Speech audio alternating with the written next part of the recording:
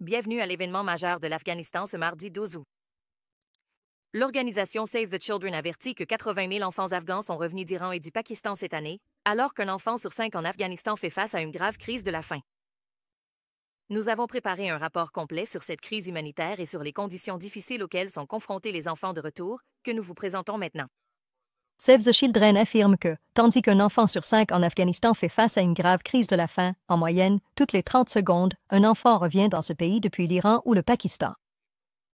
Lundi, Save the Children a rapporté que depuis le début de l'année, 800 000 enfants sont revenus en Afghanistan depuis l'Iran et le Pakistan, soit le double du nombre de l'an dernier. Le rapport poursuit en indiquant que près des 3/4 de ces enfants sont revenus d'Iran. Save the Children a ajouté que parmi eux, des milliers d'enfants sont non accompagnés, dont beaucoup sont nés dans les pays voisins ou y ont vécu pendant de nombreuses années. L'organisation a également déclaré que le retour forcé des enfants, surtout ceux sans tuteur, augmente le risque d'exploitation, d'abus et de négligence. Save the Children a indiqué avoir vu de grands groupes de familles vivant dans des parcs et des espaces ouverts dans les principales villes d'Afghanistan. Pendant ce temps, plusieurs familles avec de jeunes enfants qui sont récemment revenus des pays voisins demandent de l'aide. Karim Mohammadi, qui est récemment revenu d'Iran à la ville de Memana dans la province de Faryab avec son père, sa mère, sa femme et ses quadruplés en bas âge et qui vit maintenant sous une tente là-bas, a parlé de ses problèmes. Les enfants sont tombés malades. Ils étaient trempés de sueur à cause de la chaleur. On n'a ni maison ni endroit où rester. Nous étions partis à Téhéran quand ma femme était enceinte. On a tout vendu ce qu'on avait ici et on est parti là-bas. On a même abattu notre bétail. On est venu à Sandina. Ils n'ont pas accepté nos affaires. Ils nous ont dit de partir. Alors on est venu ici. Maintenant, les talibans aident les autres, mais ils ne nous donnent rien, même pas une carte d'identité. On n'a rien. On n'a même pas de quoi manger. On est juste dehors parmi ces gens. Personne ne nous aide. Nos enfants sont tombés malades. On ne peut pas du tout les amener chez le médecin. On a monté une tente. C'est juste un terrain nu. Il y a 4 petits-enfants. Ils sont allaités. Ce qu'on veut, c'est que quelqu'un nous aide. Auparavant, le Programme des Nations unies pour les établissements humains avait déclaré que 60% des rapatriés des pays voisins vers l'Afghanistan ont moins de 18 ans. Le Haut-Commissariat des Nations unies pour les réfugiés, le HCR, a récemment annoncé que cette année, plus de 2,1 millions d'Afghans sont revenus ou ont été forcés de revenir en Afghanistan, dont plus de 1,6 million venant d'Iran et plus de 352 000 du Pakistan. Save the Children a également indiqué dans son rapport récent que même avant la vague de migrants de retour des pays voisins, près de la moitié de la population afghane avait besoin d'aide humanitaire et la forte réduction du financement et de l'aide humanitaire cette année a fait en sorte que les équipes de secours font face à un niveau de besoin écrasant.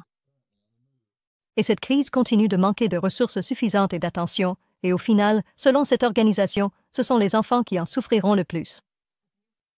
Save the Children a appelé la communauté internationale à augmenter immédiatement le financement. L'organisation insiste pour que les besoins urgents aux frontières soient comblés et qu'une aide à long terme soit offerte aux rapatriés en Afghanistan. Les familles afghanes en Iran font face à des arrestations massives et à la séparation de leurs proches. L'un des migrants venant d'Iran raconte que 4 membres de sa famille, dont son père et sa mère, ont été arrêtés et transférés à la frontière. Voici les détails de cette situation douloureuse et des témoignages directs. Vous entendrez les victimes dans le prochain reportage. Ils se sont eux-mêmes transférés au camp. En ce moment, leur moral n'est pas très bon. Zainab Sada, une femme afghane dans l'une des villes d'Iran, raconte que ces 2 derniers jours, 4 membres de sa famille, dont son père et sa mère, ont été arrêtés par la police iranienne et emmenés près de la frontière afghane. Lundi, le 20 du mois. Elle a dit que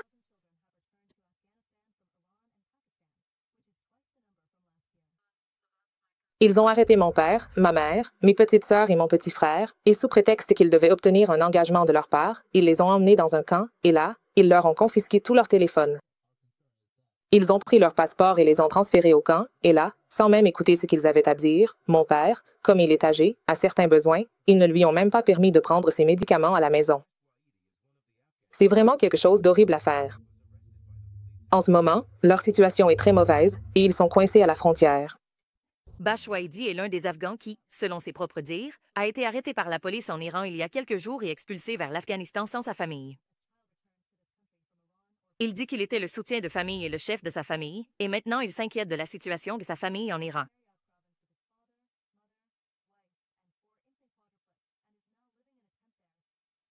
À 6h30 du matin, tout s'est mis à aller très vite. Oui, ils ont embarqué les gens dans les véhicules, et ceux dont les papiers étaient expirés ont été sortis du véhicule et arrêtés. On faisait aussi partie de ces gens-là. Malheureusement, ils nous ont arrêtés. On est resté 5 jours dans un camp à Téhéran, puis ils nous ont expulsés vers l'Afghanistan. Ce qui nous inquiète, c'est que malheureusement, notre famille est restée en Iran sans chef de famille. On est extrêmement inquiet parce que notre famille est en déplacement en ce moment. Ils sont coincés, et nous, on est aussi à Kaboul en ce moment sans aucun plan. Par ailleurs, le porte-parole de la police iranienne a annoncé que l'identification et l'arrestation de migrants afghans sans papier ont augmenté de 45% au cours des 4 premiers mois de cette année. Selon l'agence de presse Mère d'Iran, citant Sardar Montazemadi, le dimanche 19 Saher, les forces de sécurité ont agi de façon plus ferme pour arrêter les migrants afghans pendant cette période, ce qui a mené à l'expulsion de 1,14 million de personnes. Il a ajouté que les forces frontalières iraniennes ont également augmenté leur patrouille de 14% par rapport à l'an dernier pour empêcher l'entrée de migrants afghans et qu'en conséquence, au moins 2500 migrants afghans sans papier ont été empêchés d'entrer. Après le conflit de 12 jours il y a quelques mois entre l'Iran et Israël, l'Iran a intensifié l'expulsion des migrants afghans du pays. Malgré la condamnation internationale d'organisations de défense des droits des réfugiés et de groupes humanitaires, l'Iran continue de renvoyer les migrants afghans. Le Haut-Commissariat des Nations Unies pour les réfugiés, le HCR, affirme que depuis le début de cette année jusqu'au 23 juillet, plus de 1 684 000 personnes ont été renvoyées d'Iran, ce qui a aggravé la crise humanitaire en Afghanistan. L'Organisation internationale pour les migrations, l'OIM, a déclaré dans un communiqué daté de la première semaine d'août que le processus de retour doit être sûr, volontaire et digne. Il a souligné que sans coopération régionale et un soutien international immédiat, cette situation pourrait dégénérer en une crise humanitaire beaucoup plus grave, avec de sérieuses conséquences pour l'Afghanistan et d'autres pays. Les étudiantes afghanes en Iran et au Pakistan font face à la menace d'une expulsion forcée, même celles qui sont à seulement quelques jours de l'obtention de leur diplôme. Ces étudiantes craignent que retourner en Afghanistan ne ruine tous leurs efforts. Nous avons préparé un rapport détaillé sur les défis auxquels ces étudiantes font face en Iran, que nous vous présentons maintenant. J'ai de l'anxiété par rapport à ce qui va se passer après l'obtention de mon diplôme, que, après avoir terminé mes études, je ne pourrai peut-être pas retourner en Afghanistan et que je ne pourrai peut-être pas rester ici non plus. Donc c'est ça qui m'inquiète. Un étudiant afghan en gestion et administration dans l'une des universités publiques de Téhéran raconte qu'il ne lui reste que quelques jours avant d'obtenir son diplôme, mais qu'il est obligé de retourner en Afghanistan. Il, qui a préféré garder l'anonymat dans ce reportage en raison de la sensibilité du sujet et à condition que sa voix soit modifiée, a expliqué que la validité de son permis de séjour étudiant arrive aussi à expiration et qu'en retournant en Afghanistan, tous ses rêves et ses efforts seront réduits à néant. Il a ajouté qu'il était parti étudier en Iran après l'arrivée au pouvoir des talibans.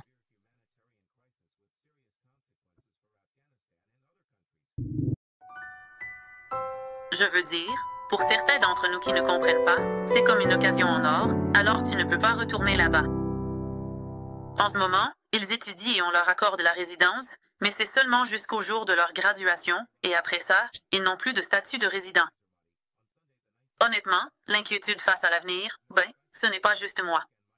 Toutes les filles afghanes ressentent ça parce que toutes ces années passées à étudier n'ont servi à rien au final. Un autre étudiant afghan à Téhéran, qui fait une maîtrise en ingénierie, dit que même s'il vit dans ce pays depuis des décennies, on lui a dit qu'après l'obtention de son diplôme, il devra quitter le pays et retourner en Afghanistan.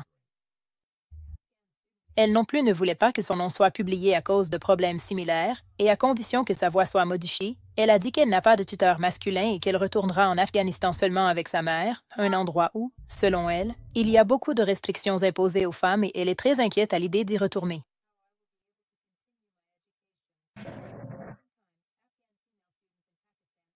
Je dois, par exemple, obtenir mon diplôme, mais comme je n'ai pas de Tazkira, la carte d'identité nationale, je n'ai pas de passeport, donc je ne peux continuer mes études que par nécessité, ou alors je dois aller en Afghanistan. On ne creve un ça. Si on y retourne, on n'a même pas un bout de terre sèche et vide. Ma mère ne peut pas travailler. Moi non plus, je ne peux pas, parce qu'on n'a qu'un seul frère. Par exemple, on a un père. C'est vraiment difficile pour nous de survivre. On ne s'entend pas du tout avec les talibans. En même temps, les étudiantes afghanes au Pakistan font aussi face à une situation similaire. L'une d'entre elles, qui a préféré garder l'anonymat dans ce reportage, a dit qu'elle vit à Islamabad, au Pakistan, depuis des années et qu'elle fait maintenant face à la menace d'une expulsion forcée de ce pays. Si elle retourne en Afghanistan, tous ses efforts auront été vains.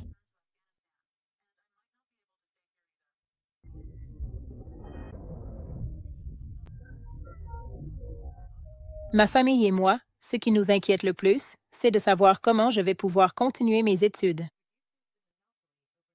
La fin de mes études approche et, comme moi, beaucoup d'autres filles s'inquiètent que si on nous expulse vers l'Afghanistan, il n'y aura ni emploi, ni université, ni éducation là-bas.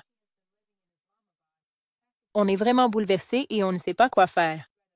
On voudrait qu'on nous accorde plus de temps. Un autre étudiant afghan de l'université de Peshawar, dans la province de Khyber Pakhtunkhwa, a aussi déclaré que ces jours-ci, il subit une forte pression psychologique et qu'il n'arrive pas à imaginer un avenir prometteur pour lui-même. Ces étudiants demandent à la communauté internationale de faire pression sur les talibans pour qu'ils lèvent les restrictions sur l'éducation et l'emploi des femmes en Afghanistan. Ces étudiants s'inquiètent de devoir retourner en Afghanistan alors que les gouvernements de l'Iran et du Pakistan ont récemment intensifié l'expulsion des Afghans, y compris ceux qui possèdent des documents de résidence légaux ou qui vivent dans ces pays depuis des années.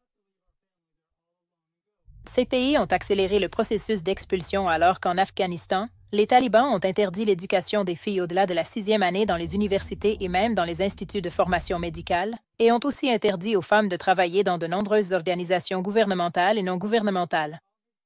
À Zaran Global Télévision, nous croyons que chaque citoyen a une voix qui mérite d'être entendue. Cette voix peut partager ses réalités, ses expériences et ses points de vue avec les autres, sans aucun filtre. Cette voix collective augmente la surveillance, la reddition de comptes et la solidarité, tout en réduisant le monopole sur les récits.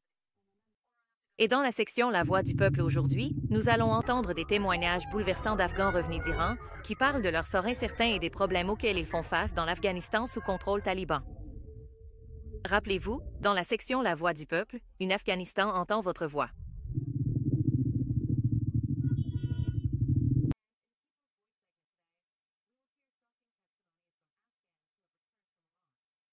Ça fait 20 ans qu'on vit ici. On n'a aucune idée où aller à Baglan maintenant.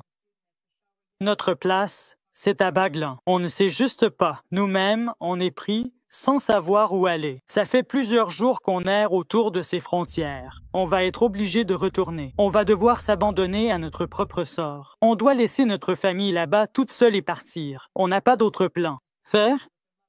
On doit aller là-bas et gagner un morceau de pain pour eux. Sinon, si on avait de la terre ici ou, par exemple, si on avait un peu de capital ou un abri, on ne partirait pas. Qu'est-ce qu'on ferait d'autre? Si on peut juste avoir un morceau de pain par jour, ça nous suffit. On travaille fort et on gagne notre vie à la sueur de notre front.